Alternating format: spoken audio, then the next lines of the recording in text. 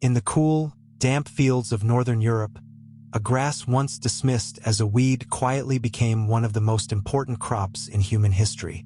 For centuries, oats were the food of horses and the poor, the grain that grew where wheat refused. Yet from these humble beginnings rose a staple that now feeds people across every continent, in bowls of porridge, in pressed flakes, and in the steady rhythm of the modern breakfast table. The story of the oat is a story of patience, of survival, and of a plant that waited a very long time to be loved.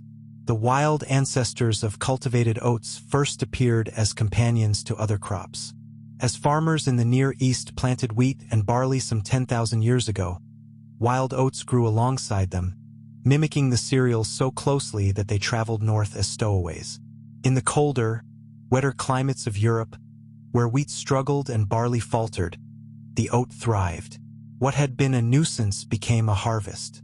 By the time of the Bronze Age, farmers across the British Isles, Scandinavia, and the lands of Central Europe had begun to cultivate oats deliberately, recognizing a crop that asked little and endured much. Oats are sown in early spring or late autumn, depending on the region. The seed is cast into cool soil, and within days the green blades emerge, growing quickly through the long, mild days of a northern summer.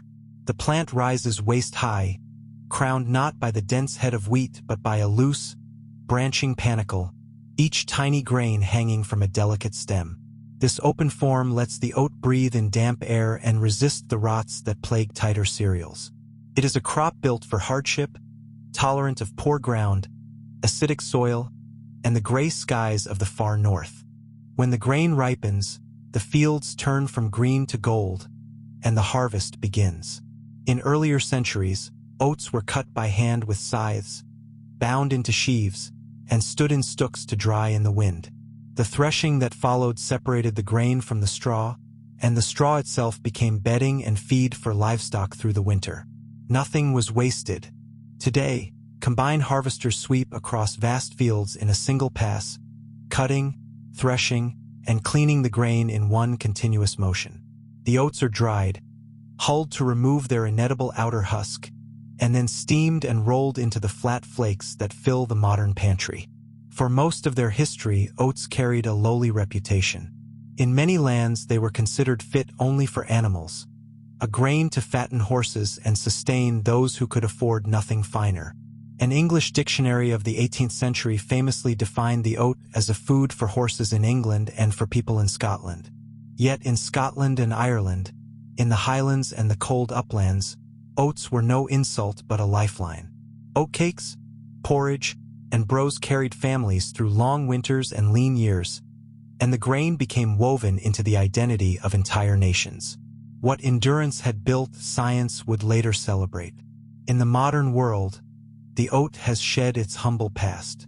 Researchers found that the grain is rich in a soluble fiber that helps lower cholesterol and steady the body's sugar, and what was once peasant fare became prized as health food. Global production now reaches more than 20 million tons each year, with Russia, Canada, Poland, and Australia among the leading growers.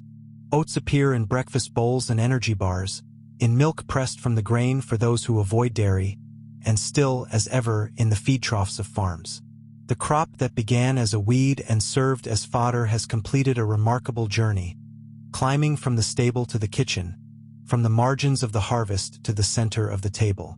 It reminds us that value is not fixed, that the overlooked can endure, and that sometimes the most ordinary of grains carries within it the patience to outlast every fashion and feed the world.